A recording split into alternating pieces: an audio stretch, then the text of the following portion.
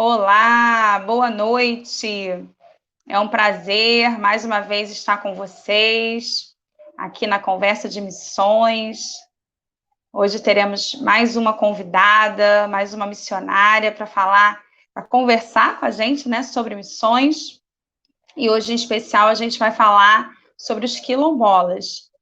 Mas, para quem não me conhece, meu nome é Silvia Maia de Souza, sou conselheira do Departamento de Missões da União de Igrejas Evangélicas Congregacionais do Brasil, e a gente vai estar aqui conversando, né, mais um pouquinho sobre missões, e hoje a gente vai conversar com a missionária Miriam Zanutti, e ela é uma historiadora, uma pesquisadora, e ela vai depois conversar um pouquinho mais sobre isso, se apresentar. Mas antes eu queria falar de um projeto que a gente tem no departamento, que é o Clube do Livro, o Clunky Livro, né? E a gente está aí no finalzinho do ano, já lemos alguns livros, e você ainda pode se inscrever no Clube do Livro, né, no site da denominação, www.demcongregacional.com.br, e lá você faz a sua inscrição para você receber o link, né, da participação do nosso encontro. E nesse mês a gente está lendo o livro A Missão de Interceder, da missionária Durvalina. E aí você pode estar adquirindo esse livro, você pode entrar em contato com a gente, deixa nos comentários aí no vídeo que a gente vai passar para você, onde você pode encontrar esse livro. E aí a gente vai encontrar com a autora no dia 4 de dezembro, no encontro online. Inicialmente, a gente tem um bate-papo entre os leitores, e num segundo momento, a gente conversa com a autora, e você vai poder aí tirar suas dúvidas, conversar sobre esse tema. Tem sido uma leitura muito prazerosa, e tenho certeza que vai ser muito bom se você estiver com a gente. Então, você é o nosso convidado no dia 4 de dezembro. É um evento gratuito, então você só precisa adquirir o livro e estar com a gente. Ano que vem a gente vai continuar com o Clube do Livro, e vão ser, assim, também momentos muito preciosos. Já estamos aí planejando novos livros, novos autores para a gente conversar, e vai ser muito interessante. Hoje a nossa convidada também tem um livro, ela vai poder falar também um pouquinho sobre o livro dela. Já estou aí pensando na possibilidade de convidá-la também para o nosso Clube do Livro, e tenho certeza que vocês também vão gostar muito dessa leitura. É um tema muito importante que a gente precisa aprender um pouco mais. Então, já vou convidar a nossa convidada, né? Nossa missionária de hoje, e ela vai estar aqui com a gente. Oi, tudo bem? Tudo bem, Silvia. Prazer, irmãos. Boa noite a todos. Deus nos abençoe, que a gente possa ter uma noite aqui agradável, de um bom bate-papo. Não sei se vai estar aberto a perguntas, mas se estiver, estou pronta aqui para responder. Vai sim, vai estar aberto. Tá? Bom. Miriam, é um prazer tê-la aqui conosco, né? A gente já estava aqui conversando um pouquinho. Parece até que a gente já se conhece há bastante tempo, mas só tive aí o privilégio de vê-la uma vez, né? Palestrando no curso Perspectivas, e me chamou a atenção, né? O tema da sua pesquisa é um assunto que a gente fala muito pouco, né? Na igreja, mas a gente precisa falar mais, né? Mas antes eu queria que você se apresentasse um pouquinho mais, falasse, né, de onde você mora, qual o trabalho que você está desenvolvendo no momento, a sua formação, da onde a sua origem, né, e a sua igreja também, para depois a gente partir para as perguntas. Tá joia, Silvia. Obrigada, tá, querida, por esse momento, por esse convite. Agradeço aí a direção da Secretaria de Missões das Igrejas Congregacionais, né? Uma igreja que eu sempre tive contato, conheci alguns pastores, hoje que não estão aqui conosco, já estão lá com o Senhor, como o pastor Paulo Velt, é uma pessoa muito querida, foi meu professor de filosofia.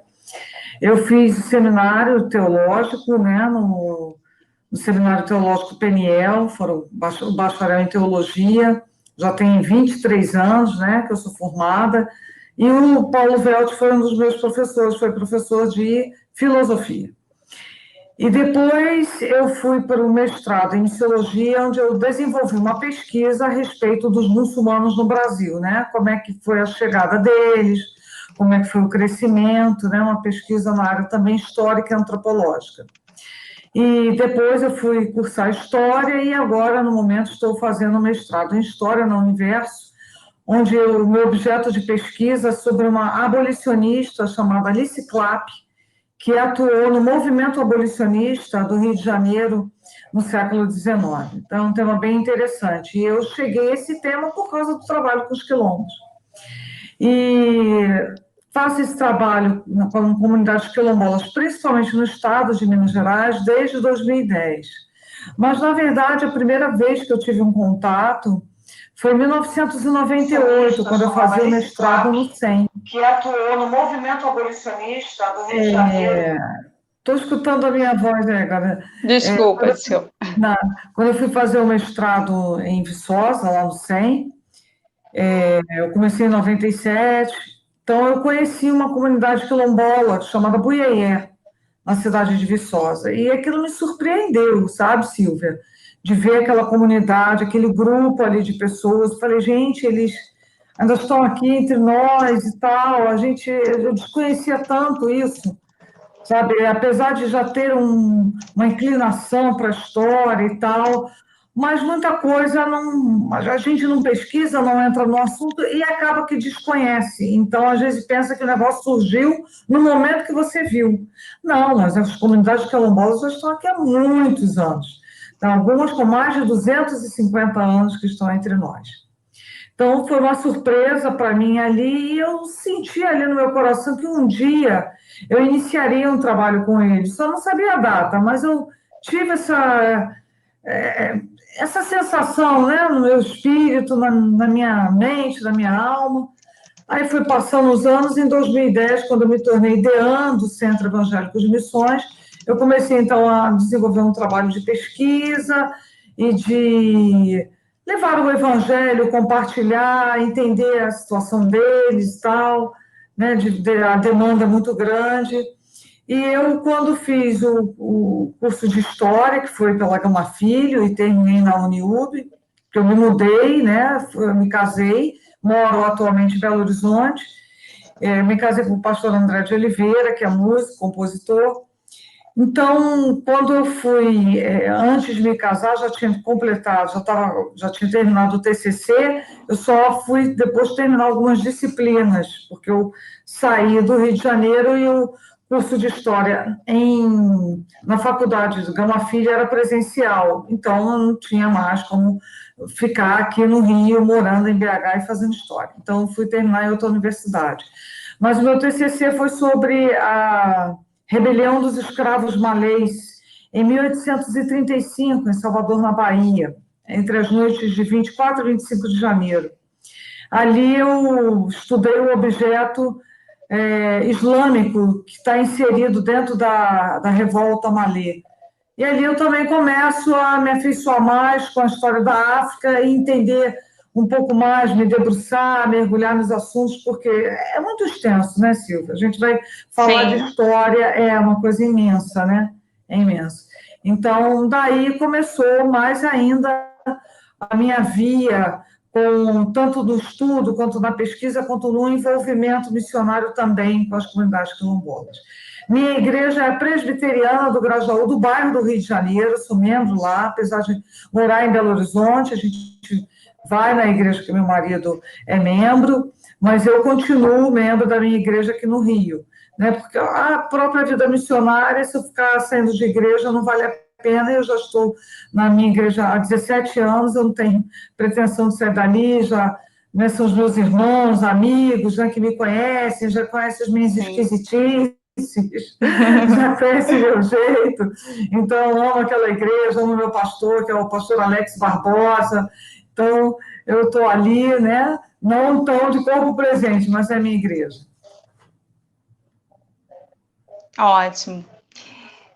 Então, gente, é um prazer, né, tê-la com a gente né, tá vendo que você estudou muito, né, sobre esse assunto, tem esse envolvimento todo, né, e é muito importante, né, a gente conhecer mais ainda sobre esse trabalho, né. Como você disse, você é da Igreja Presbiteriana, você está como missionária em Minas Gerais, e aí eu queria que você falasse um pouquinho sobre os desafios de Minas, né, eu vi que você está envolvida com um projeto relacionado a esse grupo, né? Você podia explicar um pouquinho como é que funciona, quais são esses desafios aí do estado de Minas Gerais, né?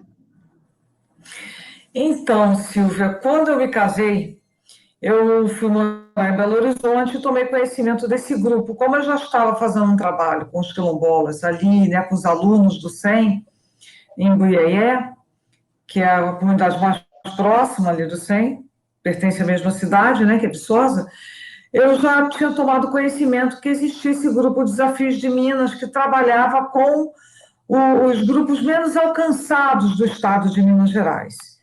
Então, assim que eu me mudei para Belo Horizonte, a gente vai se adaptando, né? Vai colocando a casa em ordem, se adaptando ao casamento, mas eu procurei essas pessoas em 2011. Aí, em 2012, eu comecei a frequentar as reuniões que acontecem uma vez por mês, na última sexta-feira, na verdade é a quarta sexta-feira do mês, né? Que a gente se reúne para discutir os avanços e necessidades do estado de Minas Gerais. Como todo o país, existem N desafios.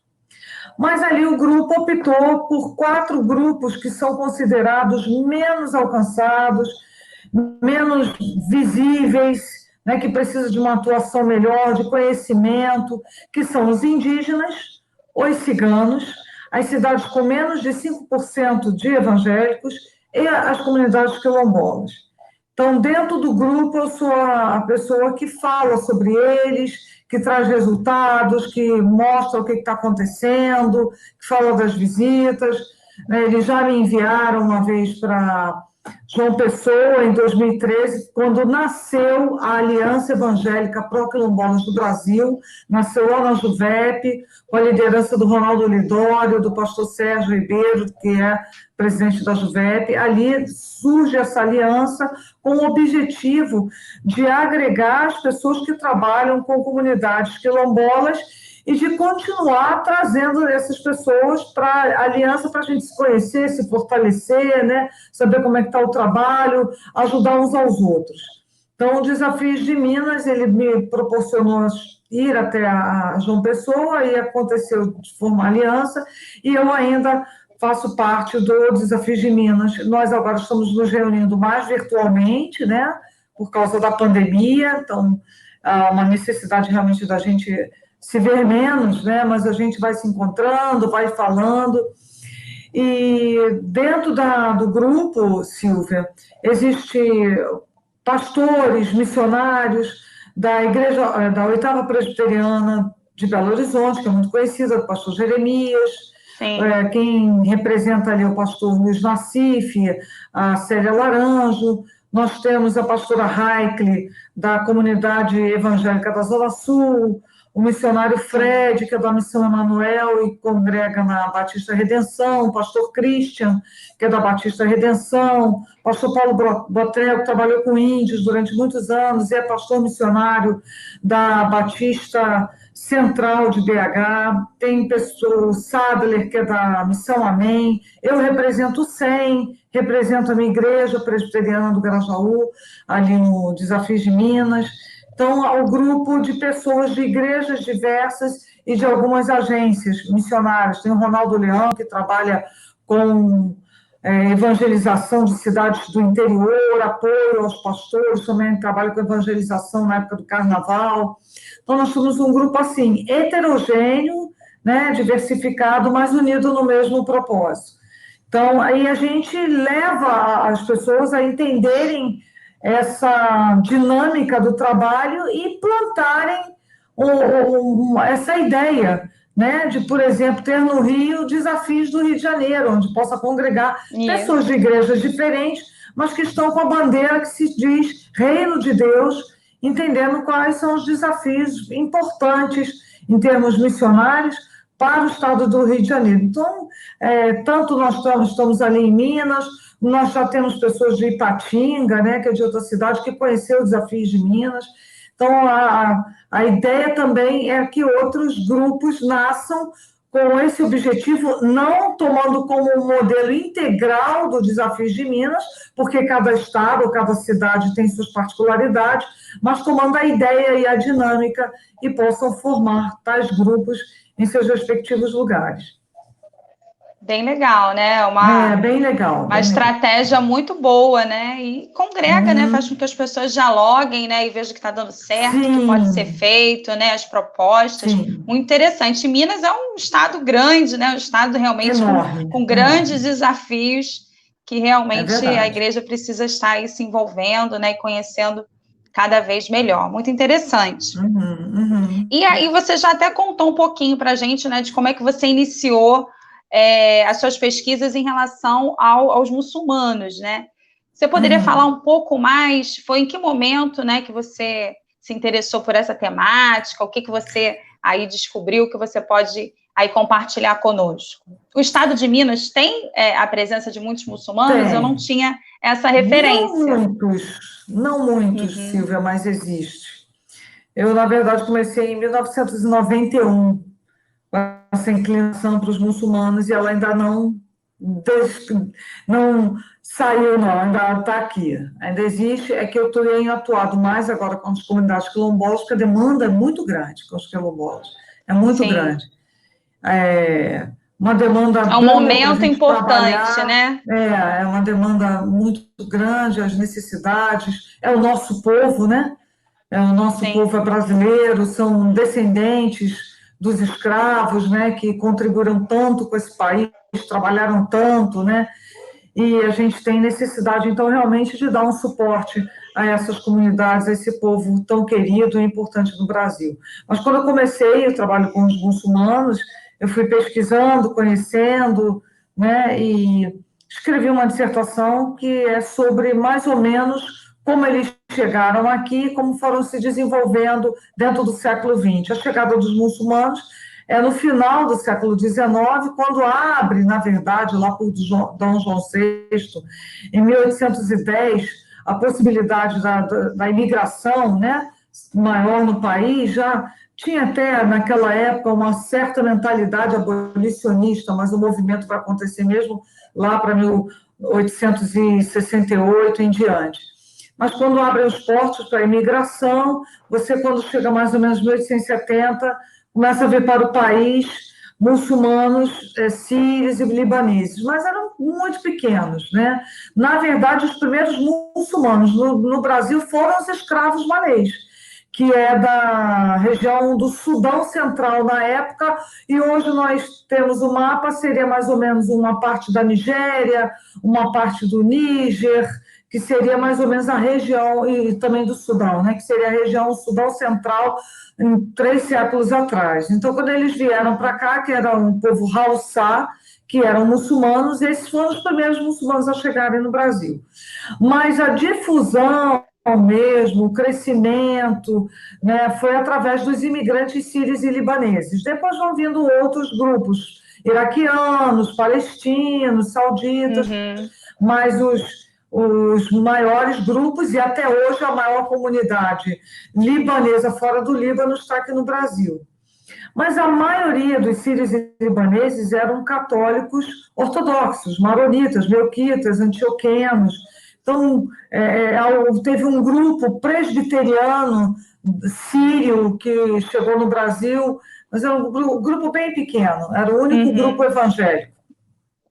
E os muçulmanos eram uma pequena, assim, talvez, acho que não tinha nem 200 pessoas, entre 1890 a 1910, era um grupo realmente pequeno. Mas eles foram tomando força, né? Foram congregando, tendo seu espaço, vivendo a sua vida, e foram difundindo, né, no Brasil. Mas aquela difusão sempre foi a maioria dos muçulmanos imigrantes. Como até hoje, a maioria dos muçulmanos no Brasil são ou filhos ou netos desses imigrantes, ou são ainda originários, né? Sauditas, sudaneses, egípcios, que são muçulmanos. Você tem um grupo de brasileiros convertidos, mas a sua maioria ainda é de estrangeiro ou descendentes deles, né? Onde já são criados no lar, já com todo o envolvimento religioso muçulmano. Então, fui conhecer várias comunidades muçulmanas, a principal, o estado principal que agrega os muçulmanos no Brasil é o estado de São Paulo, e o Paraná, que também tem uma expressiva Sim. comunidade em Foz do Iguaçu, que é uma cidade de fronteira, né? E tem, então, ali Isso. alguns grupos de muçulmanos. Interessante. Em Foz do Iguaçu eu tive a oportunidade de conhecer a mesquita de Foz do Iguaçu. É Aham, bem bonita, né? Bem grande. Eu sim, tive essa sim. oportunidade. E aí você depois seguiu, então, com suas pesquisas para os quilombolas, né? Você já contou um pouquinho também, mas como é que surgiu, assim, esse interesse? Foi pela questão histórica também, né? E aí Sim, vem a questão do livro também, que eu queria que você falasse um pouquinho do seu livro. certo. Então, Silvia, foi em 1998, como eu te falei, né, que eu tenho o primeiro contato. Eu não sei se quer passar as fotos agora ou quer passar depois. O que você Eu acha? acho que ele vai passar daqui a pouco, porque ele precisava Ah, então tá organizar. bom. Tá Ele joia. ouviu você falando, ele vai nos dar aqui um retorno, aí eu te falo. Então, beleza, Silvia, ótimo, que aí eu já mostrava. Mas ali eu também vou poder explicar para vocês. É parte das fotos, né, que eu tenho bastante foto de várias comunidades. Então, meu interesse começou nesse momento que eu visitei Buiaé, em 1998, Uhum. e achei interessantíssimo. Fiquei assim, aquilo deu um alerta, né? Foi muito interessante, né? Porque aquilo aconteceu naquele momento que eu estava envolvida com outro trabalho, mas eu guardei aquela informação visual, onde eu estive na comunidade, olhei muitas crianças, vi o povo, achei interessante. Eu falei, gente, são os quilombolas, são originários, né, da escravidão, são os quilombos e tal. Então, eu guardei aquilo comigo e falei, ainda vou trabalhar com esse povo. Então, aquilo ficou como que guardado no arquivo dentro de mim. E o tempo foi passando, quando eu começo a me envolver dentro de história, voltando para as pesquisas com a Lei 10.639, né, que é o ensino de África e cultura afro-brasileira, Uhum. no currículo de História, que aí eu vou desenvolver o TCC sobre os malês, que eu fui me envolvendo, lendo um pouco mais sobre os quilombos, e eu sabia que um dia ia começar. Quando eu tive a oportunidade, então, de iniciar o DEANATO no SEM em 2010, a primeira coisa que eu pensei, vou levar os alunos para fazerem seus trabalhos ali, que os alunos do SEM, eles têm tanto o estágio transcultural no final do curso, como ele também faz o estágio durante a sua permanência como aluno, quando esse aluno mora lá. Então, eu levava o grupo para eles conhecerem, entenderem, e fui, então, me afinando com isso. E quando eu conheci os Desafios de Minas através do folder, em que eles falavam que também um dos desafios que eles atuavam com os quilombolas, bom, quando eu me mudar daqui, for para lá, se eu for aceita dentro dos Desafios de Minas, vou engrenar. Então, a partir de 2010, começo e com Desafios de Minas, eu tomo mais corpo, né, com o trabalho. Aí eu vou visitando as comunidades, vendo a Ele está com as realidade, né? fotos prontas, Ah, então tá. Miriam. Você Então quer ir vamos ver, que passando? aí Então pode vamos passar. lá. Ele vai colocar para a gente, aí você já pode explicar de quais comunidades Já são. apontando. Sim. Isso. Então você Tem foi fazendo inclusive. estágio com o grupo do SEM, né? E depois com o É, Desafio de Minas, você se voltou para esse tema também, né? Para esse grupo, né? sim, sim. Porque a necessidade é realmente muito grande, Silvia. A demanda na evangelização, no compartilhar o amor. Ó, essa comunidade aqui fica no norte de Minas, numa cidade chamada Januária. No estado de Minas Gerais, Silvia, são, pelo meu mapa hoje, que eu fiz, trabalhei, né, cruzei informações com várias entidades para chegar a um número possível, o nome das comunidades e os municípios que pertencem. Hoje nós temos pelo menos 611 comunidades quilombolas no estado de Minas Gerais, sendo a maioria na região norte de Minas, onde tem a cidade de Montes Claros, que é uma cidade muito conhecida, muito importante, cidade do Darcy Ribeiro, né? Nós temos Januária, Janaúba, Pai Pedro, várias cidades, e também Vale do Jequitinhonha, onde você tem Almenara, você tem, acho que Palestina também tem um nome assim, então várias cidades ali, Vale de Jequitinhonha. Essas duas regiões são as que mais têm presença de comunidades quilombolas, mas todo o estado tem comunidades. Então, essa aqui é a comunidade Barreiro, eu estou confundindo se é Barreiro ou Gameleira. Oh, meu Deus, Gameleira. Acho que essa aqui é Sem Gameleira, problema. porque eu fui no mesmo dia, nós visitamos duas comunidades, que é a Gameleira, que fica na cidade de Januária. Januária tem mais de 20 comunidades quilombolas. O que é interessante, essa área de Minas é uma área que tem, o clima é muito quente, né? Então, algumas regiões, tá, uma certa escassez de água, o índice de IDH é mais baixo, né? Mas tem cidades boas, assim como o Vale do Jequitinhonha também tem cidades boas. Então, esse quilombo não é tão distante do centro do município. Você pode observar que aqui é uma região rural. Então, o quilombo está numa região rural, mas ele não está tão longe do centro do município. Então, em 8 quilômetros, mais ou menos, você já chega ali. Então, é fácil para eles poderem fazer uma compra ou até irem a um lugar, visitar, ir a um médico, mas o quilombo ele tem uma boa estrutura.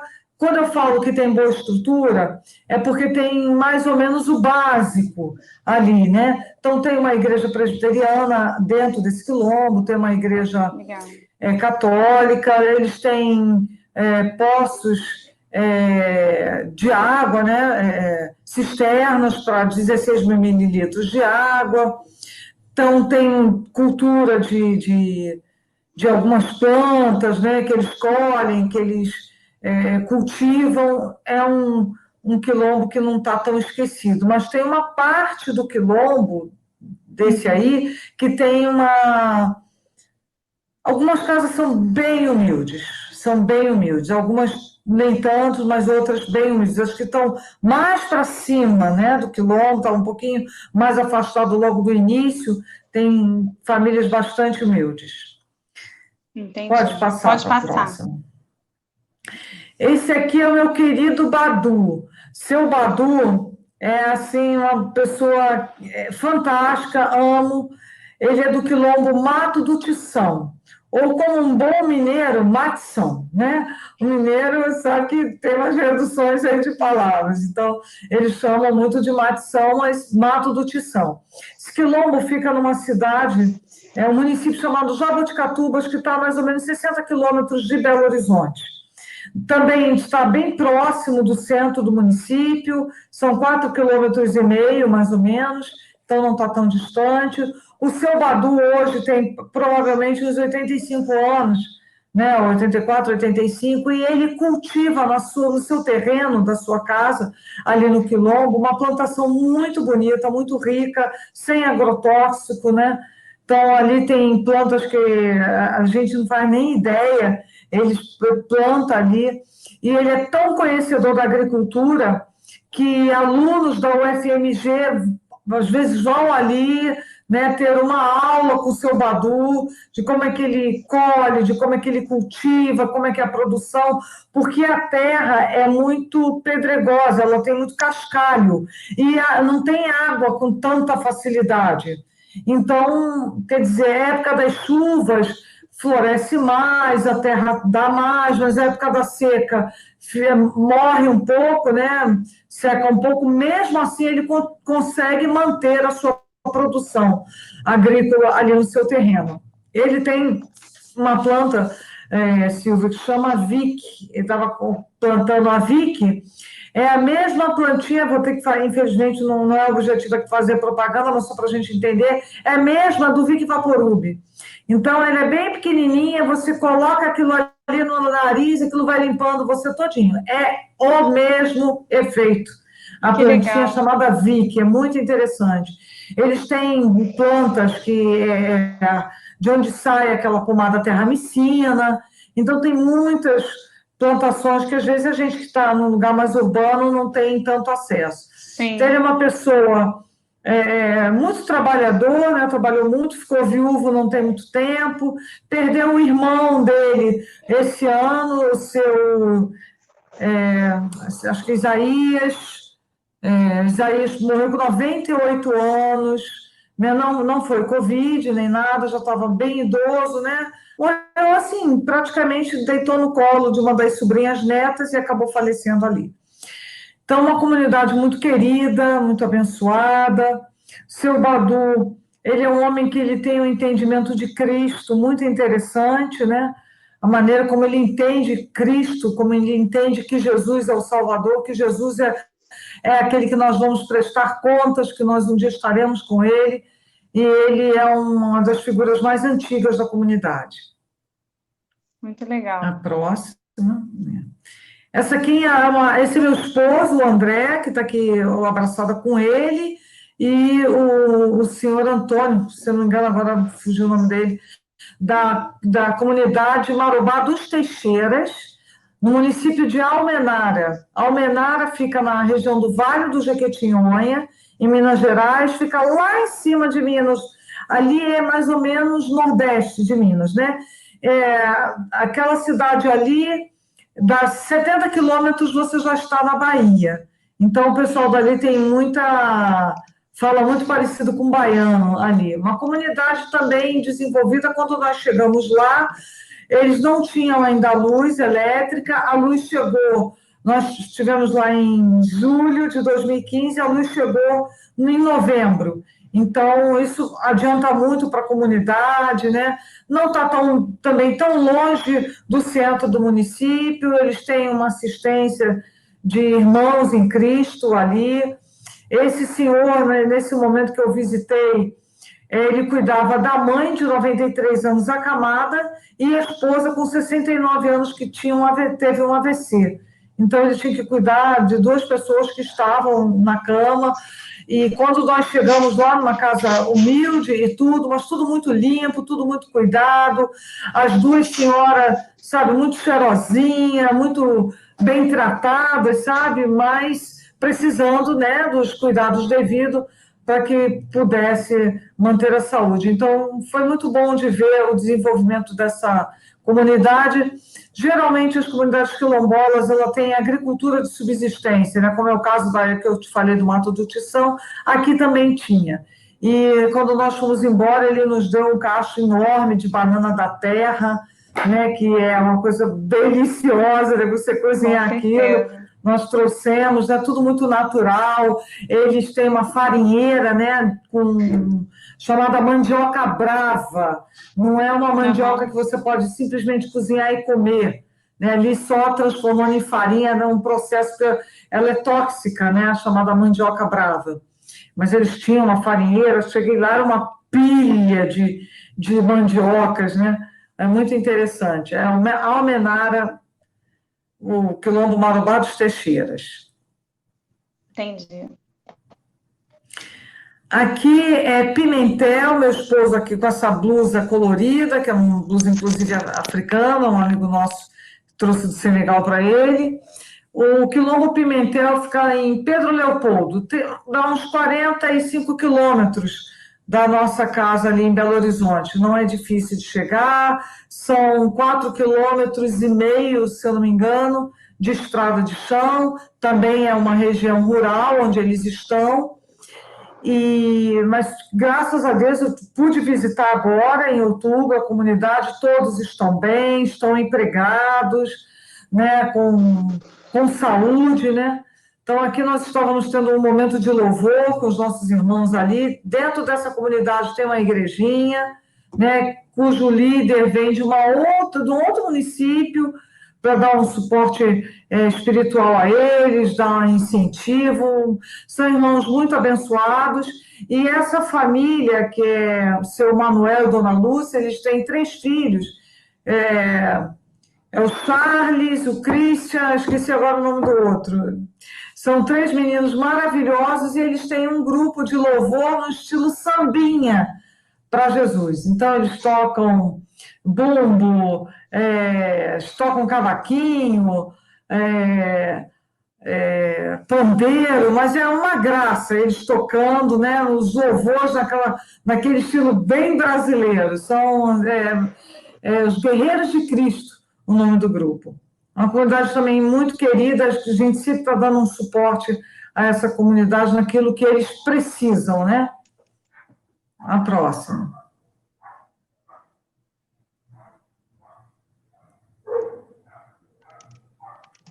Estou aguardando. A próxima imagem. Opa, beleza. Isso aqui é em Goiás. Nós visitamos uma comunidade mais ou menos perto de Lusiânia, também é mais ou menos perto de Brasília. O nome do município é Cidade Ocidental. E esse quilombo se chama Mesquita. Esse quilombo tem 250 anos. Quer dizer, agora deve estar com 252, 53. E a produção deles é de marmelo e farinha. Então, na festa do marmelo, que geralmente acontece em janeiro, eles fazem doces, compotas, geleia, bolo de marmelo. Nesse momento que nós chegamos aí, ainda não estava dando fruto, né? Mas é assim, uma comunidade produtiva, com um número considerável de evangélicos, assim também como Pimentel, tem mais ou menos 70% de evangélicos, mas estava tendo alguns problemas com a questão da terra, tentando tomar parte da terra de Mesquita, e aí eles começaram a lutar por isso, já tem mais de um ano, mais ou menos, nessa luta para não perder parte da terra deles, onde eles têm essas produções. Porque, Silvia, às vezes as pessoas... depois, quando eu falar do meu livro, eu vou falar um pouco disso, desses mitos e verdades sobre os quilombos, e um desses mitos é achar que eles estão ali na região rural sem fazer nada, recebendo bolsa do governo. Não é isso, de jeito nenhum. Então, eles trabalham, eles cultivam, muitos trabalham para fazendas ou trabalham nos seus municípios. Quando a comunidade, principalmente, ela não está tão distante do centro do município, eles têm um trânsito muito bom. Então, tem escolas próximas, posto de saúde, tem igreja, a estrada, né, a rua asfaltada que está próximo, que vai ligar ao centro, que é o caso aqui do Quilombo Mesquita. E aqui está eu, meu esposo, uma irmã em Cristo, que é quilombola, e o pastor, juntamente com o pastor Márcio, com a sua esposa Robertane. Ele é pastor da Segunda Igreja Presbiteriana em Lusiânia, um casal queridíssimo nosso, né? E que trabalham ali como pastores, né? Como ela apoiando seu esposo, ela também é professora, e nós tivemos essa possibilidade, né, essa oportunidade de visitar esse quilombo.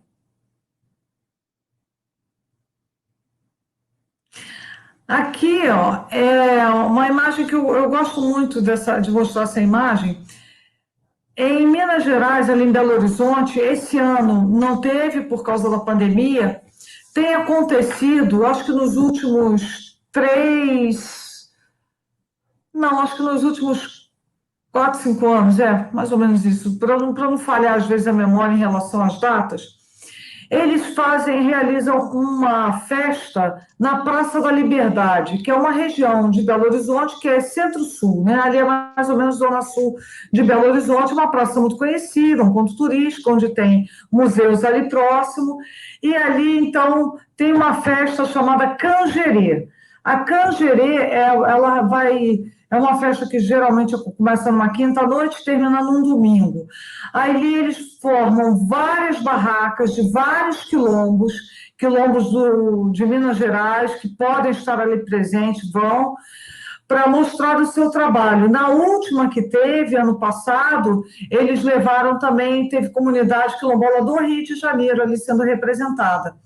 E ali nessas barracas, você tem, eles fazem as comidas deles, eles vendem os produtos agrícolas, artesanato no barro, artesanato no tecido, artesanato de bijuterias, que eles mesmos produzem em suas comunidades e mostram nesse momento ali da feira. É muito bonita a feira, é uma riqueza cultural muito grande do povo, muito grande, tem objetos lindos, né? Colchas, para camas de casal, de solteiro, fronhas, tudo bordado, camisetas, panos de prato, vários tipos de objetos, vários alimentos muito típicos de Minas Gerais. Eu, inclusive, comprei eu esqueci agora, não sei se qual o nome que a gente vi uma vez na vida, que foi ali na praça.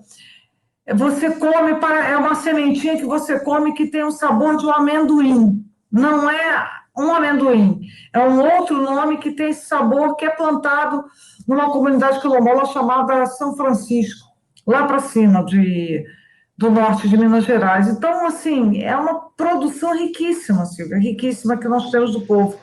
Né? E é legal porque, nesse momento, eles podem mostrar o seu trabalho, suas riquezas, as músicas, os cantos, as danças, né? Sua produção. Literária também, eles têm produzido. A próxima, por favor. Isso aqui é uma comunidade chamada Estiva, na cidade de Amparo do Serra, também em Minas Gerais, onde eu visitei para conhecer os irmãos, porque nós tivemos uma notícia que o líder da comunidade já estava muito idoso, então tinha receio, líder evangélico, tinha receio dele falecer e as pessoas não teriam suporte na sua fé, né? Porque nas comunidades quilombolas você tem evangélicos, católicos e religiões de matriz africana.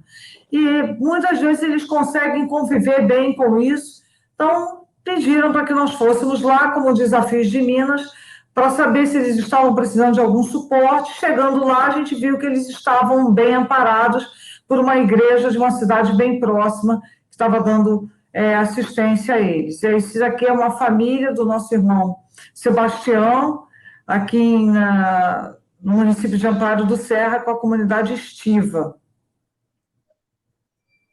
Ok?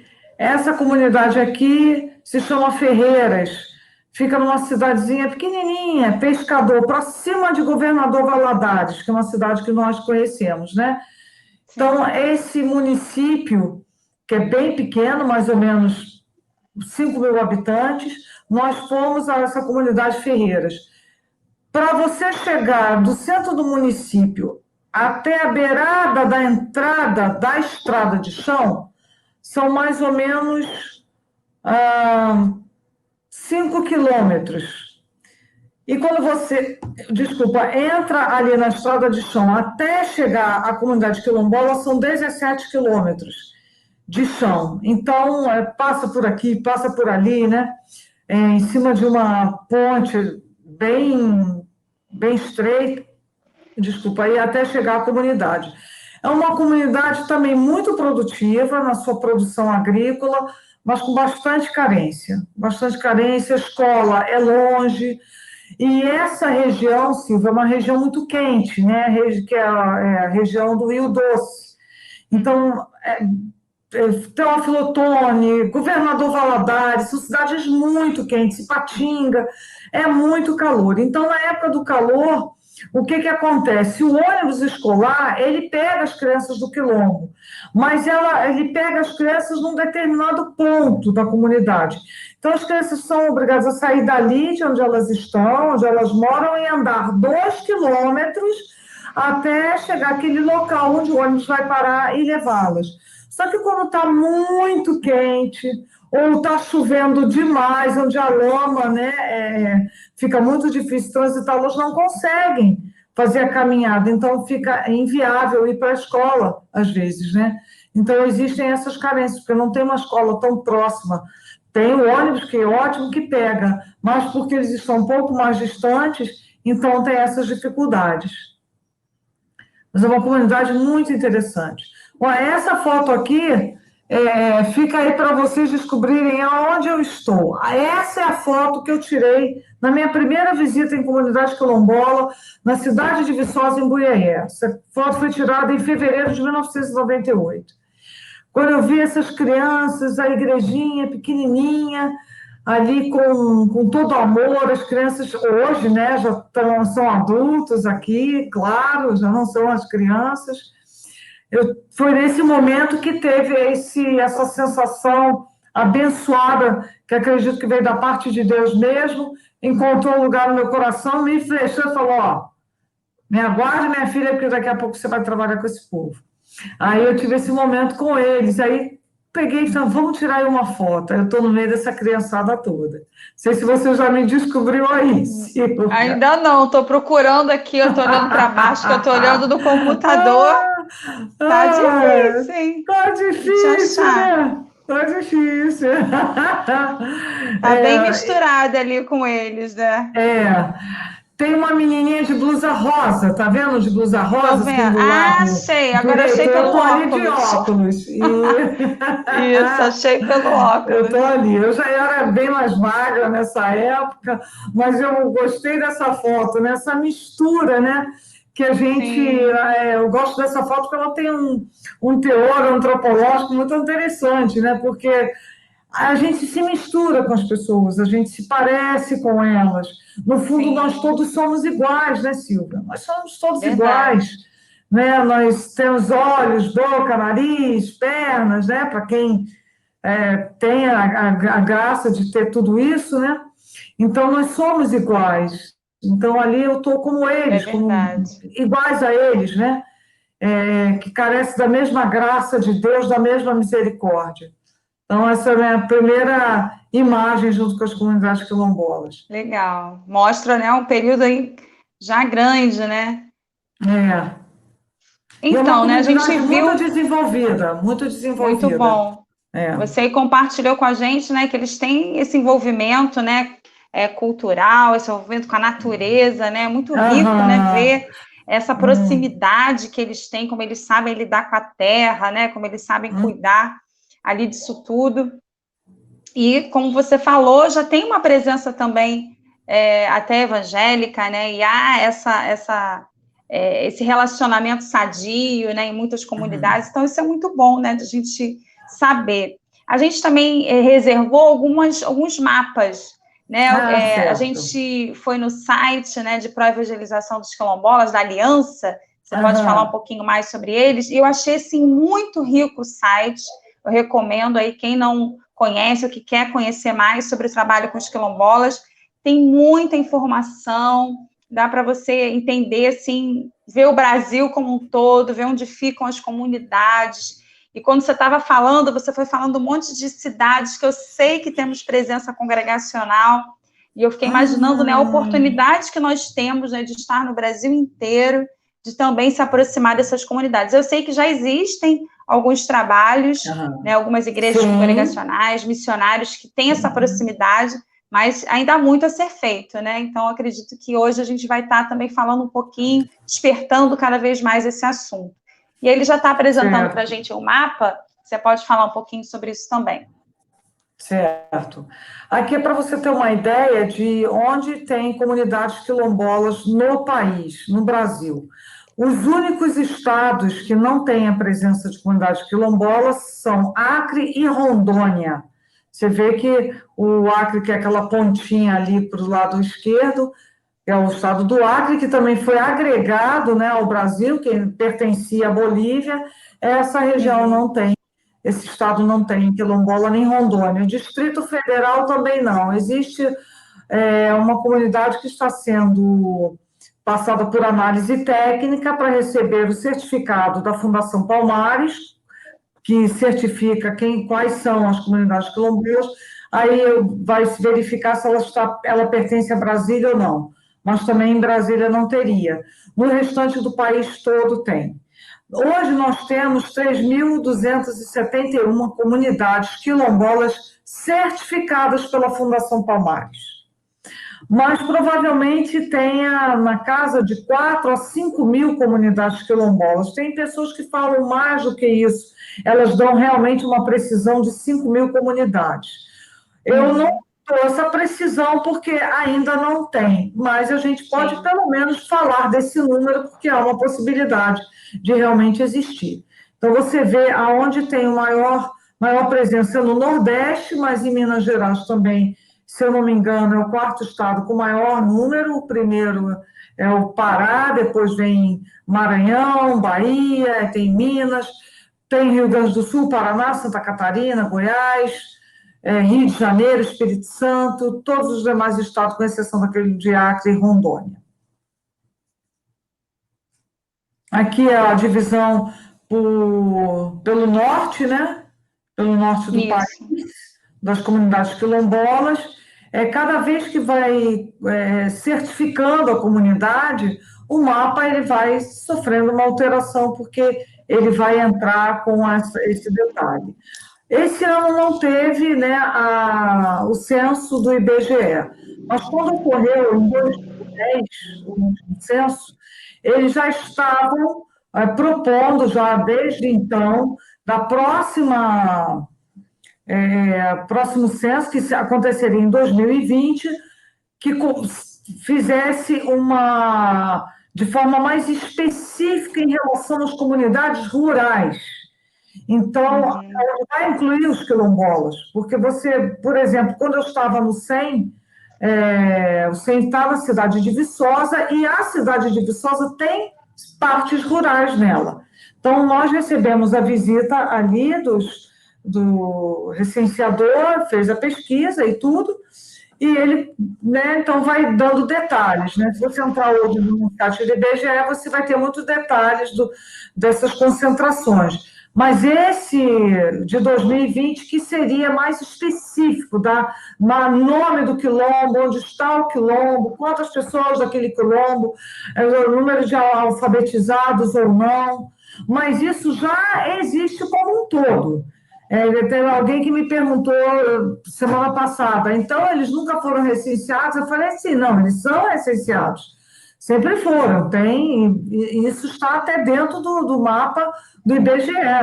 Só que agora seria mais específico, mas era algo já traçado desde 2010, já pensando no próximo 2020, que aconteceria isso, não só para os quilombolas, como as regiões rurais.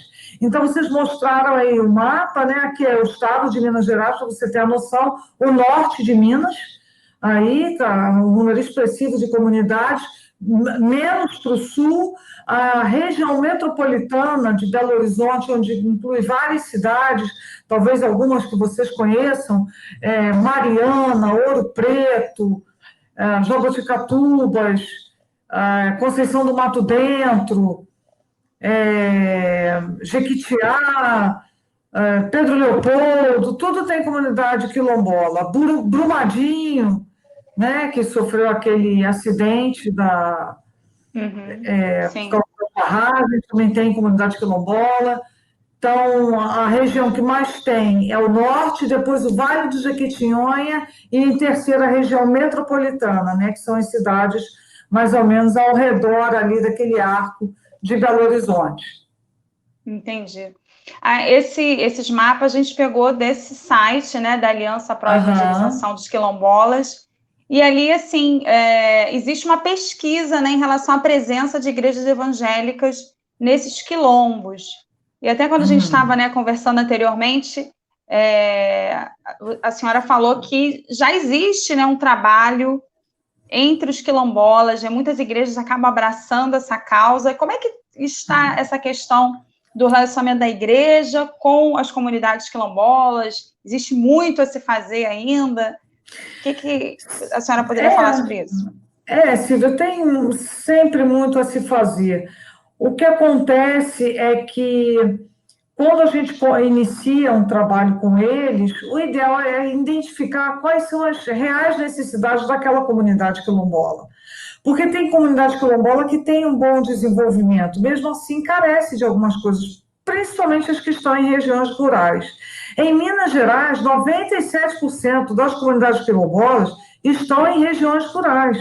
Quer dizer, você, para chegar ali, a estrada já é estrada de chão, a chamada vicinal, até chegar o grupo, né, das casas dos quilombos, do quilombo. Então, ali tem essa carência, né, da necessidade das pessoas transitarem com facilidade.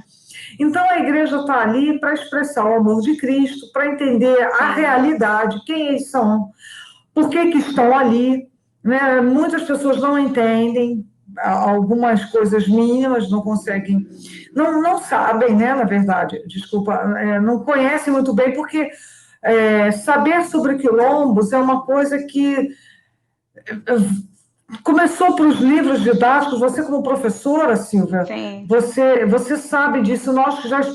Você é professora, eu também sou professora, mas um dia fomos alunos. Eu, como aluna do chamado primeiro grau, eu nunca vi quilombo no livro. Não se falava disso. Isso na atualidade, até, né? Não. até década de 80 eu nunca estudei quilombo. Então, a tamanha surpresa em 1998 para mim, quando eu chego e vejo uma. Porque eu não aprendi, não ouvia se falar disso. Mas estão aí, eu te falei dessa comunidade mesquita com 250 anos, tem uma em Mariana que tem mais de 300 anos. Então, são comunidades muito antigas. Então, a igreja chega ali, vê a sua realidade, agrega, compartilha o amor de Cristo, não entra em disputa com outra religião que esteja ali, não é para entrar em disputa, é para levar o amor de Deus, e o amor de Deus, o Espírito Santo sabe o que vai fazer depois, né? Sabe como vai convencer as pessoas, sabe como vai trabalhar no coração delas. Então, a gente está ali para levar isso. A Aliança Evangélica Pro-Quilombola, ela se reúne, tivemos esse final de semana, sexta e sábado, uma live para falar de alguns assuntos da área de direito, da área de desenvolvimento comunitário, e o nosso irmão Márcio Sato, que trabalha com a Juvep, ele trouxe alguns dados muito interessantes, e um desses dados ele colocou para nós. As pessoas, às vezes, elas querem fazer doações ou trabalhos nas comunidades que elas não estão precisando daquilo. Mas elas não sabem, elas estão fazendo por amor. Então, ele deu um exemplo, né, muito interessante de um determinado objeto que chegou para o sertão. Foram muitos desses objetos, e assim, a comunidade está precisando de água. Não está precisando de sapato só para colocar no pé, está precisando de água. Os irmãos que doaram com amor. Mas há uma necessidade de saber, vai chegar aonde, o que eles precisam. Então, a igreja, quando ela faz esse papel, ela chega ali e vê o que eles precisam, ela vai ter uma boa fluência, ela vai trabalhar com liberdade, ela vai ser amada, vai ser querida e respeitada. Tem comunidades quilombolas que 100% dos seus moradores são evangélicos. Então, igrejas que, em Minas Gerais, tem, que eu saiba, que eu conheça, são duas. Eu acredito que tenha mais até, mas tem duas que são 100%. Eles resolveram ser evangélicos, então são, né? Eles querem essa fé, porque o quilombola, ele tem fé. É difícil você pensar num quilombola que não creia em alguma coisa, que não tenha crença, que não tenha uma religiosidade. Eles têm. Então, o evangelho ali é agregador, o evangelho também a gente sabe que é libertador, e é para levar amor para as pessoas, suprir as suas necessidades, entender a sua realidade e lutar por eles. Então, tem bons resultados. Quando é feito com amor, com respeito à comunidade, com respeito à sua cultura, deixar o tempo trabalhar. A gente tem uma dificuldade muito grande, Silvia, em relação ao tempo.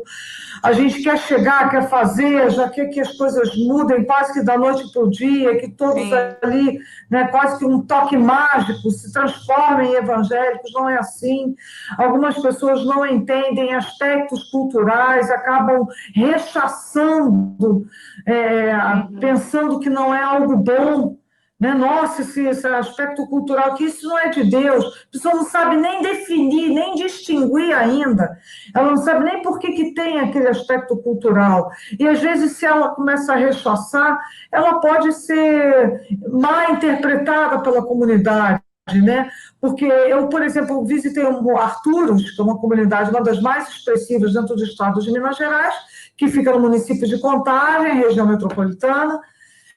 A comunidade Arturos, as pessoas muito queridas quando me receberam ali, eu conheci um senhor que ele me mostrou o atabaque que eles têm com mais de 200 anos, aquele atabaque. Então, é fruto de uma permanência, de uma cultura. E eu sei que tem pessoas que olham para o atabaque como um instrumento que não pode ser usado no louvor. Falei, gente, como é que eu vou dizer para o cara, meu filho, pega esse atabaque de 200 anos e joga fora. Isso é um objeto arqueológico, isso é histórico. Não tem como. E é um objeto que serve de louvor, sim. Serve de louvor e muito, né? E muito. Então, ali está a história do povo, aquilo está antes da abolição da escravatura. Então, está ali, é uma representação da sua cultura, do seu momento de poder ter um pouquinho de festa entre eles, um pouquinho de harmonia, onde eles se reuniam e cantavam seus cânticos, né? Então, a gente precisa chegar a entender, né? É mais fácil entender do que não entender. E é melhor o resultado quando você entende do que quando você não entende. Só que precisa do tal do tempo, né? Precisa ter, primeiro você tem o primeiro passo, né, que é se aproximar, né, conhecer a cultura, estar aberto ali, a ouvir também, né, porque eu acho que a gente é afoito para querer falar, contar, né, sobre as boas novas, mas a gente precisa ouvir primeiro, conhecer a história deles, a realidade deles, ver o que eles estão precisando, e a partir daí, né, levar a palavra e compartilhar aquilo que nós temos, né, que é o amor de Jesus. E eles muito são muito amorosos, Silvia. São muito amorosos, receptivos, sabe? Eles não expulsam ninguém, são amáveis, chamam para tomar um café, chamam para comer um pão, né, para uma produção que eles fazem ali. Quando eu vou lá no Mato do Tição, eu compro do seu Badu a folha de mostarda, a losna, a Vick, o urucum que ele tem ali, que é o corante natural, né? Então, a gente está ali para agregar isso, e é muito bom. É um povo que você vai falar do amor de Deus, quem é que não quer, Silvia, ouvir falar do amor? Quem é que rejeita amor? Ninguém rejeita. Pô, a esposa que não quer ouvir do marido, minha querida, como você está? Eu te amo. Qual o esposo que não quer ouvir da sua esposa? Você é meu amor, você é meu querido. Amor é algo que não tem como rechaçar, né? Eu não quero ouvir de amor, não. As pessoas querem ouvir, querem ser tratadas. Então, isso é um bom caminho para levar o afeto. E compartilhar mesmo. Exatamente. Então, gente, eu até comentei com você, né, que no site tem até a possibilidade de você contribuir com essa pesquisa, de visitar os quilombos, né? Então, o que a Igreja Brasileira poderia fazer, e a Igreja Congregacional também, para se aproximar desses quilombos, né? Quais são as possibilidades, assim, de ação nesse sentido? Sim. Silvia, seria muito bom se eu pudesse estar assim, com um grupo aí do pessoal, por exemplo, da sua igreja, para dar esses ricos detalhes. Aí eu vou aproveitar... Vamos marcar. Vamos marcar aqui meu livro, Coração Quilombola, Histórias e Encontros. Nesse livro, qual foi a motivação? Como historiador, a gente também tem que escrever alguma coisa, né? Claro. Minha motivação maior foi quando eu vi que as pessoas tinham uma confusão em relação a quem são os quilombos, quem são os quilombolas, onde estão os quilombos, quem é esse povo. Tinha gente que não sabia nem se expressar direito, não sabia nem falar a palavra quilombola. Então, meu intuito era trazer informações desse povo, fazer com que pessoas tenham 80 anos, tenham 15, sejam eruditas ou não, sejam acadêmicas ou não, elas possam conhecer essa realidade através de uma leitura boa, agradável, com um conteúdo, não é raso, não é porque eu quero fazer com que as pessoas conheçam que eu trouxe historinhas ou historietas. Eu falo de maneira profunda, um conteúdo bom, que explica, de uma fala, de uma conversa, de um português que as pessoas vão entender, vão se identificar e vão conhecer o que são os quilombos.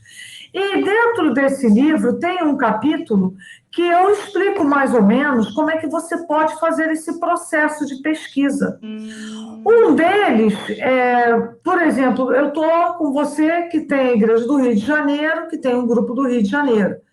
Então, eu tenho o mapa do Rio de Janeiro, posso passar isso para você depois. Mas digamos que não tivesse, ou que tenham pessoas de outros estados. Você vai nos órgãos principais, a Fundação Palmares, você vai para o órgão dos direitos humanos, né? Onde você vai ter contato com informações e nomes de comunidades quilombolas. E daí você vai formar uma espécie de uma tabela, né? Um mapa, onde você vai cruzar a informação desses órgãos, às vezes órgãos, laboratórios de pesquisa de universidade pública, como tem o NUC, que é o núcleo antropológico da UFMG, que trabalha com pesquisa também em comunidades quilombolas. Então, você pode ter, dentro de uma universidade, algum grupo que estude isso. Então, você vai cruzando informações, você chega minimamente ao nome de um município com o nome do quilombo. Se esse município, esse quilombo, está certificado pela Fundação Palmares, então esse quilombo existe. Então, como eu te falei, existem 3.271 comunidades certificadas, mas existem outras. Por exemplo, no estado de Minas Gerais, eu acho que está na casa de 200 e poucas comunidades quilombolas, mas eu disse para você que tem 611. O meu mapa tem 611, mas certificado ainda não tem isso. Então, aquelas que não estão certificadas, elas podem existir ou não. Algumas eu sei que existem, que inclusive eu visitei. Então, as que estão certificadas, elas estão declaradas que existem, que são comunidades quilombolas de fato. Então, você sabendo isso, você pega um grupo, verifica onde é que é a comunidade, como é que se chega, não vá num grupo grande, já vá num grupo pequeno, vai lá, visita. A primeira coisa que faz quando chegar na comunidade quilombola é procurar o líder da comunidade.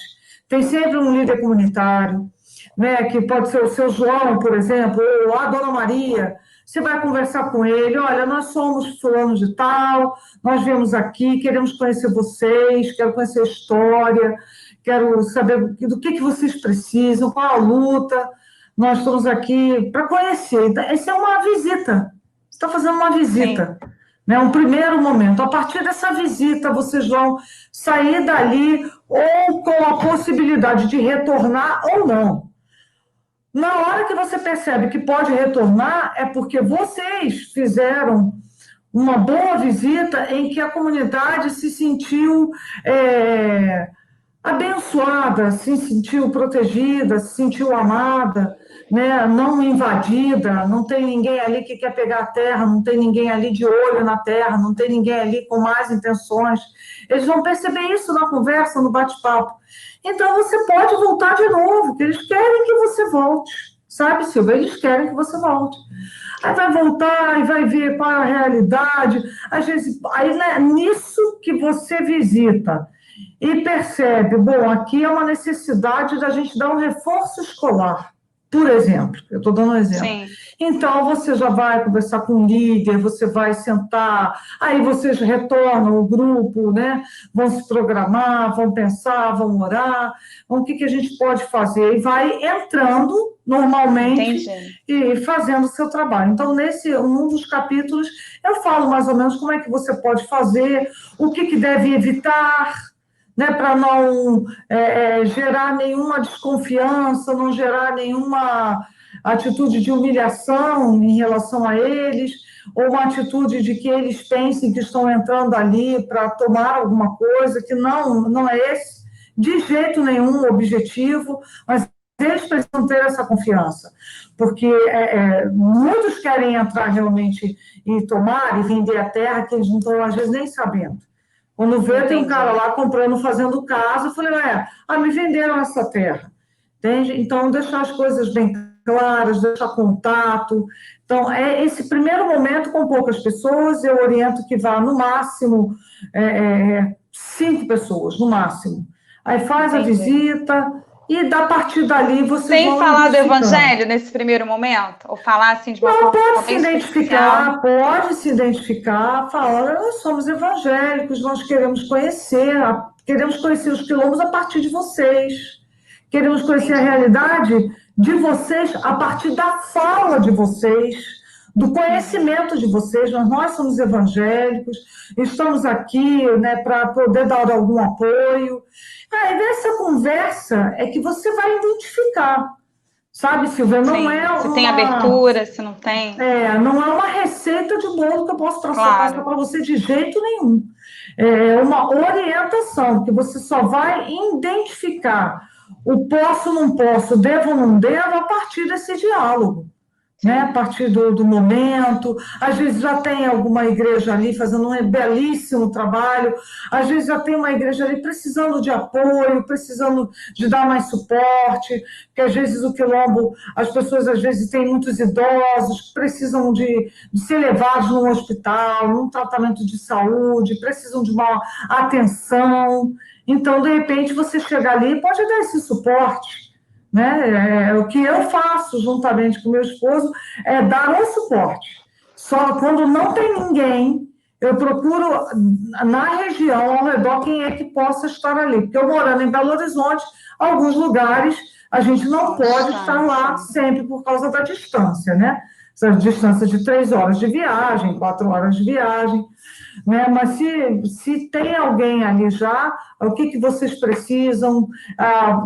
Por exemplo, nós pedimos um apoio para ajudar a colocar as telhas na igrejinha que tinha numa comunidade quilombola, então nós ajudamos com essas telhas. Já levei giz, tem comunidade que eu já levei material escolar para as crianças, que estavam precisando de caderno. Então, são suportes. E, gente, evangelho está aí. Evangelho está aqui, sabe, Silvia? Porque hoje nós estamos vivendo um momento de muitos embates, e um desses vai lá para fazer trabalho social e não fala do evangelho. Gente, não, o trabalho social por um evangélico é evangelho. É puro evangelho. Sim. Agora, é lógico que a gente vai explicar sobre Jesus, mas não tem como eu só explicar, ver a fome, ver a doença, ver a dor e a necessidade, orar e dizer em nome de Jesus você vai receber o milagre. E às vezes eu sou o milagre deles, né? Que eu posso dar o suporte. Então, o trabalho social junto com o falar de Cristo em comunidades quilombolas é um casamento. Os dois estão unidos, não tem como dissociar, né? Porque há uma necessidade, sim. Até você já respondeu uma pergunta que haviam feito, né? Que quais estratégias poderiam ser aplicadas, né, no trabalho de evangelização nessas comunidades. Então, a senhora já deu as dicas aí de como é que vai chegar e ver qual a necessidade, e a partir daí, né, ter essa sensibilidade de apresentar o evangelho e também fazer um trabalho social de acordo com a necessidade local. Sim. E tem pessoas também interessadas no seu livro, né? Depois eu passo o contato aí. Sim, fica à vontade, passa, a gente envia pelo correio. Está em alguma livraria? Tem algum local ou só a senhora mesmo em livraria, é só comigo. Eu envio pelo correio, dou o número da conta, a pessoa deposita, eu envio pelo correio. O valor são R$30, que é 25 do livro, mais os custos do correio. O correio é 6 e pouco, mas para não ficar R$31,00, fecha com 30. Esse é o valor para o envio. E uma coisa interessante, Silvia, quando na história da igreja, da igreja cristã, na época da Idade Média, quando os monastérios foram plantados, os monastérios tinham principalmente a especificidade de ser um local onde monges ou monjas vão ali para orar, para buscar Deus, né? Uma coisa muito de autorreflexão, de busca interior, mas muitos monastérios acabaram entendendo a necessidade que estava do lado de fora. Então, serviam como locais de educação, de hospitais, de tratamento de enfermos, de tratamento de pessoas, de mendigos, né? Se pensar em Idade Média, na Europa, tinha muitos moradores de rua, né? Muitos mendigos, e eles davam esse suporte. Então, um dos ministérios mais bonitos que já teve na história da igreja são dos monges e monjas que trabalhavam através dos seus monastérios com o povo que estava ali ao seu redor, com necessidades, e eles atuavam nessa necessidade. Então, a realidade ainda permanece, são as mesmas coisas, né? Com grupos diferentes, em lugares diferentes, mas aqui, se a gente monta uma igreja num local, não é possível que do lado de fora tem gente passando dificuldades terríveis e a gente simplesmente vai fazer um momento de reflexão teológica dentro do templo. A gente precisa fazer a reflexão na prática, né, e É atuar nesse verdade. sentido. Isso é muito importante, né? Que a gente possa olhar, né, para quem está ao nosso lado, né, compartilhar, né, da comunhão em todos os sentidos, né? Então, eu acho que é algo muito importante para a gente falar do amor de Cristo, né? A gente está aqui com o interesse também do livro, que a gente tem o departamento que vende livros, né, de educação religiosa e publicações, e aí a gente pode adquirir alguns livros para facilitar, e aí quem mora no Rio de Janeiro, a gente também pode estar enviando para facilitar essa chegada do livro até as pessoas. Você está no Rio de Janeiro, né? Você mora em Minas, mas você chegou nesse final de semana aqui no Rio de Janeiro. Cheguei quase meia-noite ontem, né? Porque eu tenho meu irmão, e de vez em quando eu preciso fazer essa troca aí com a minha irmã, né? Para a gente dar um suporte para ele. E essa semana algumas atividades com a universidade, que já está chegando o fim do ano, né? Então tem que deixar as coisas no lugar, fazer tudo, né? Então, eu estou no Rio de Janeiro, se eu estiver perto de alguém, né? Agora parece que está tendo um certo aumento da Covid, então eu posso entregar na pessoa, se ela morar mais ou menos perto do Meier, então eu posso fazer isso, né? Ou enviar pelo correio sem nenhum problema. Tá, então a gente faz dessa forma. Então a gente já está caminhando para o fim, né? Eu queria que a senhora deixasse uma mensagem, né, para as igrejas. Estou aguardando se alguém tem mais alguma pergunta, mas né, a gente já falou bastante sobre isso, né? Mas o que falta aí para a igreja? O que a gente poderia falar mais um pouquinho mais sobre esse envolvimento de missões com os quilombolas, né? Eu acho que já nos ajudou a ter muitas informações, né? Como eu falei, esse site está muito rico.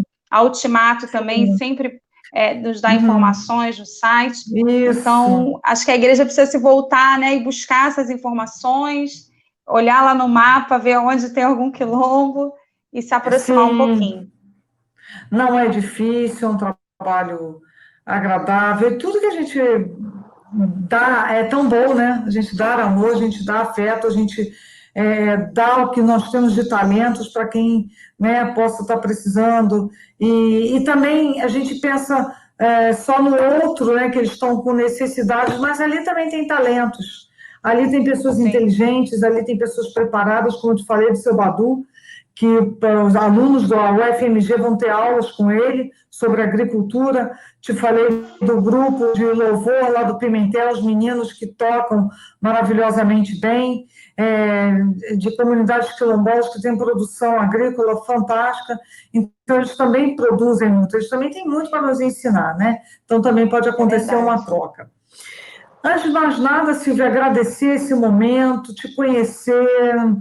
Muito bom saber de você, seu interesse, do interesse da Igreja Congregacional, uma igreja tão querida, né? Uma igreja com uma história tão bonita, né? no nosso país, né? Começou no Rio de Janeiro, né? Os pastores que eu conheço e tal, e tanto que eu já convivi com eles, e é muito bom, mais uma vez, estar aqui com uma pessoa da Igreja Congregacional e saber que vocês amam missões. Então, manda um beijo para a tua igreja, um beijo para todo mundo, que Deus abençoe vocês, dê uma semana linda.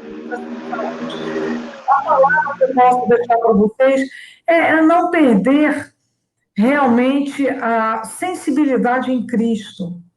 A obra missionária, o que nós podemos fazer é muito grande, é muito extenso.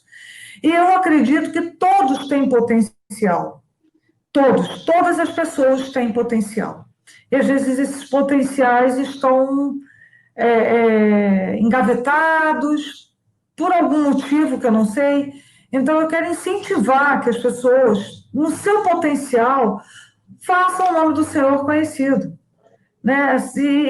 seja, Miriam, eu não consigo falar, não sou de abrir a boca, eu não sou professora, eu não sou um pregador, mas você pode escrever, você pode trabalhar com crianças, você pode cantar, você pode usar a sua arte, né? Então, a igreja tem pessoas com vários potenciais.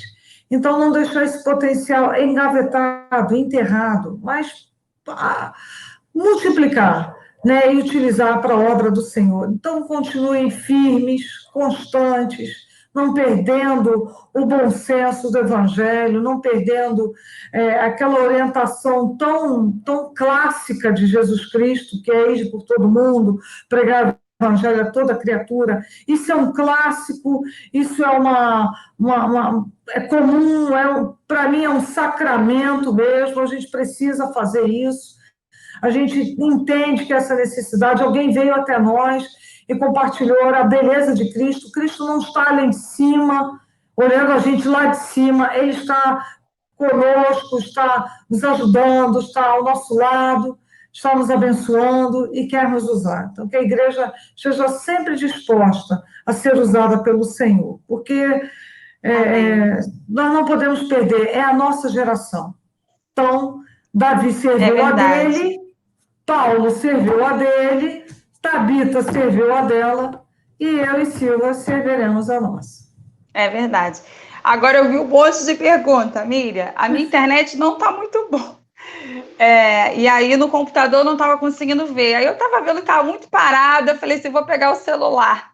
E aí tem várias perguntas. Eu queria, né? Eu sei que a gente está um pouquinho avançado no horário, mas eu não queria deixar de fazer as perguntas daqueles que estão acompanhando a gente. Nós temos uma pergunta em relação a se há influência muçulmana entre os quilombolas. Eu vou fazer todas, e aí a senhora depois vê o que pode falar. E qual o estado que você vê que tem mais carência de missionários entre os quilombolas? Tá. Que eu saiba, não tem presença de muçulmanos entre os quilombolas. Eu não conheço hoje nenhum quilombola muçulmano. O Brasil é enorme, pode ser que tenha, mas não é. A gente tem não. Muito. Não tem. A segunda é onde tem mais carência? Isso, de missionários. Olha, eu visitei até agora 17 comunidades quilombolas. Ainda tenho que visitar muitas dentro do estado de Minas Gerais, principalmente, porque nós tínhamos um projeto esse ano com 2 igrejas de fazermos uma visita finais de semana em julho, mas aí a pandemia a gente declinou, está ali guardadinho, quando tudo voltar ao normal, nós vamos fazer essa viagem. Então, é difícil dizer qual que tem mais necessidade. Eu acho que todos têm necessidade de missionários. Todos têm. Né? Existem algumas comunidades quilombolas que elas têm uma boa estrutura, como, por exemplo, uma que eu conheci no Nordeste, no Rio Grande do Norte, que é na região do Agreste do Rio Grande do Norte. A comunidade não é tão longe do município, a comunidade tem posto de saúde, tem colégio dentro da comunidade. Tinha uma igreja católica, igreja evangélica, tem asfalto perto ali da saída da comunidade quilombola. Então, ela tem uma estrutura que dá suporte para eles. Mas, às vezes, você vai conhecendo a realidade das famílias, você vai entendendo algumas necessidades. Aí você vê, olha, as crianças estão com dificuldade do aprendizado, ou você tem adultos semi-analfabetos ou analfabetos, e eles têm, às vezes, até vergonha de ir para uma escola, ou não têm condições porque trabalham ainda, então não tem tempo, ou trabalham ou estudam, eles não conseguem agregar as 2 coisas, aí você vê uma necessidade para essa área. Às vezes já tem uma igreja, mas precisa de alguém para dar aconselhamento, para dar um suporte, para dar uma pregação, para dar aula. Então, a carência, em todas que eu visitei e de todos que eu ouvi, né, dos meus amigos que trabalham, todos ressaltam as necessidades. O campo branco que precisa de obreiro. Então, assim, Dizer que, porque o Nordeste tem mais e o Sul do Brasil teria menos necessidade, não, todos têm. Entendi. Eu agradeço, então, as perguntas aí. Quem fez foi o Cláudio Gonçalves e o Marcos Teixeira. Estão perguntando também em relação se a senhora aceita convite para falar nas igrejas. E uma outra questão, a gente até tinha comentado para falar um pouquinho dessa questão da pandemia e os quilombos, né? Como é que está essa situação? Dificulta a questão da pesquisa, né? Dificulta a visitação nesse momento, mas vale a pena entrar no site aí do Pró-Evangelização dos Quilombos e ver se tem algum lugar próximo, né? E quando amenizar, fazer a visita, né? Sim, exatamente. Obrigada por todas as perguntas. Claro que eu aceito o convite para a gente sentar, pode ter 5 pessoas, não somente para pregar, mas às vezes a própria Ministério Missionário da Igreja Evangelística vai juntar 4, 5 pessoas e vamos ali conversar sobre isso.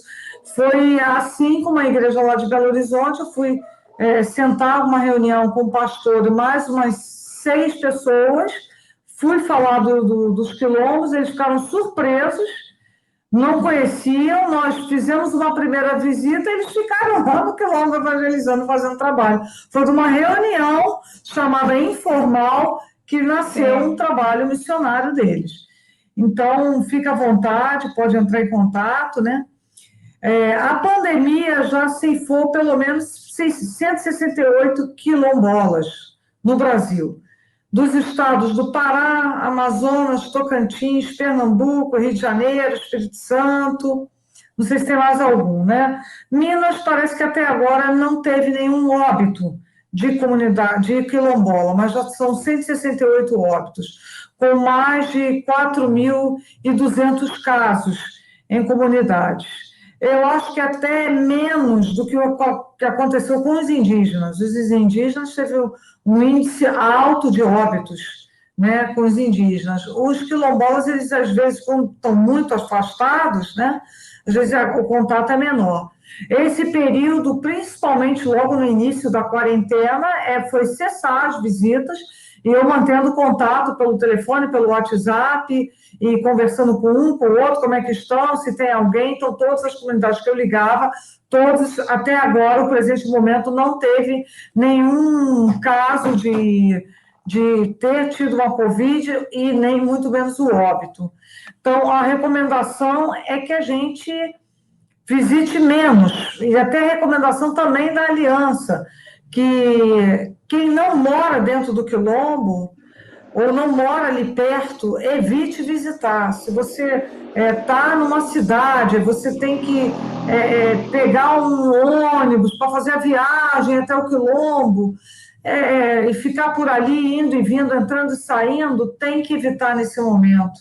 Realmente tem que evitar, porque, no geral, tem muita criança e muitos idosos nos quilombos. E a gente sabe que os idosos ficam mais vulneráveis, né? Não significa que vão ter Covid ou que, se tiverem, não serão curados. Não é nada disso. Mas são mais vulneráveis, obviamente, né? Pessoas que já têm alguma doença crônica, alguma comorbidade, já estão mais vulneráveis, né? Pode nunca pegar, mas é uma loteria, né, Silvia? A Covid é uma loteria. Sim. Então, nós temos que preservá-los nesse sentido. Então, tem os cuidados, existe um órgão chamado CONAC, que é uma confederação das comunidades quilombolas de todo o Brasil, onde vai mantendo informação, CONAC com Q no final, e ali você pode obter informações do que está acontecendo, como é que está evoluindo alguns casos, como é que eles estão conseguindo se proteger, né? Então, nós temos vivido esse momento onde tem que ter um pouco mais de cuidado com as visitas. Entendi. Então, nesse momento, eu queria fazer uma oração, né, pelos quilombolas, pelo seu ministério e pela igreja congregacional e todas as igrejas que se envolvam, né, cada vez mais com isso. Então, vamos orar, irmãos? Quero convidar todos para levantarmos esse clamor por esse povo, né? Deus, eu quero agradecer por esse momento especial, Senhor Deus, em que estamos falando, ó Pai, dos quilombolas. Ó Deus, pedimos a Ti que continue, ó Deus, a falar a cada coração. Obrigada por cada igreja, Deus, que já está ali plantada. Mas pedimos a Ti que visite, Senhor Deus, cada quilombo, ó Deus, que o Senhor possa estar tocando, ó Pai, nos corações de cada um deles, que as suas necessidades possam ser supridas, que nesse momento, ó Pai, de pandemia também, o Senhor possa estar os guardando, os livrando, dando sabedoria, Pai, às igrejas, dando sabedoria a cada líder, ó Pai, para que, ó Deus, esse trabalho possa permanecer, que possa ser agradável, ó Deus, ao Senhor, ó Deus. Pedimos a Ti que cada vez mais o Senhor desperte a Tua igreja para se envolver mais com esse trabalho, para se aproximar mais, para conhecer mais dessa cultura. E louva o Senhor pela vida da Miriam, Pai, e de todos aqueles que já estão fazendo esse trabalho, Deus. Que o Senhor fortaleça a sua filha, que o Senhor fortaleça a Aliança Pró-Quilombolas, ó Deus, que o Senhor possa estar conduzindo todo esse ministério e que o Senhor, ó Deus, venha realmente alcançar, ó Deus, essas vidas para o louvor, ó Deus, da sua glória. Pai, colocamos a nossa igreja diante do Senhor, a igreja congregacional, pedimos a Ti um despertamento, ó Deus, em missões, pedimos a Ti, ó Deus, que mais pessoas se envolvam também com essa obra e que possamos fazer a diferença, ó Pai, levando ali a Tua palavra viva, Tua palavra de comunhão, de partir o pão, para que essas pessoas possam realmente conhecer o Senhor Jesus e ter a vida, Deus, transformada, Pai. Nós te agradecemos por tudo que o Senhor tem feito, ó Deus, no nosso meio. Obrigada, Pai, pelo seu cuidado. Ó Pai, que cada vez mais possamos desenvolver, sim, com a Tua obra, é o que clamamos no nome de Jesus. Então, eu quero agradecer mais uma vez. Obrigada. E aí, vamos manter contato, né? Eu acho que é importante, né? Quem sabe a gente consegue montar um grupo da igreja congregacional também voltada a esse tema, né? De nos organizarmos para evangelizar, né? Para conhecer essa cultura, né? E eu acho que você pode também contribuir. Na semana que vem, a gente vai ter mais uma conversa de missões com o missionário Carlos Henrique. Ele faz até um trabalho também com os quilombolas, lá em Minas também. Com trabalho com indígenas, ele faz vários trabalhos, e aí a gente vai poder dar continuidade a essa temática também, né? Porque a gente acaba falando muito nesse momento, né? Dia 20 de novembro foi o Dia da Consciência Negra, mas a gente tem que falar o tempo inteiro, mas a gente aproveita a data para começar a falar e não parar mais, né? Então, eu espero que a gente consiga aí se envolver e implantar igrejas nessas comunidades e apoiar aquilo que já tem. Então, a gente já falou do livro, vou pedir para vocês aí deixar seus comentários, compartilhar, dar o seu like, se inscrever no canal. Hoje a gente acabou colocando no canal da ISCB também, né? Foi sem querer, mas foi algo assim bom também para que mais pessoas pudessem estar ouvindo, mas se inscrevam tanto no canal da ISCB como no canal Conversa de Missões. Pesquisem aí que vocês vão encontrar. E gostaria de estar aí sempre com vocês. Então, é isso. Vou dar tchau aí para vocês. Se você quiser se despedir novamente, fique à vontade, mas a gente já está finalizando esse momento. Agradeço a sua participação e a participação de todos aí que estiveram com a gente esse tempo todo. Um grande abraço a todos. Deus abençoe. Muita saúde. Amém. Deus abençoe, então, você, sua família. Obrigada, e seus estudos, né? Que a gente precisa sempre estar estudando suas pesquisas. Muito obrigada aí pela contribuição. Que Deus abençoe você e a todos que estiveram conosco. Obrigada, querida. Grande beijo. Tchau.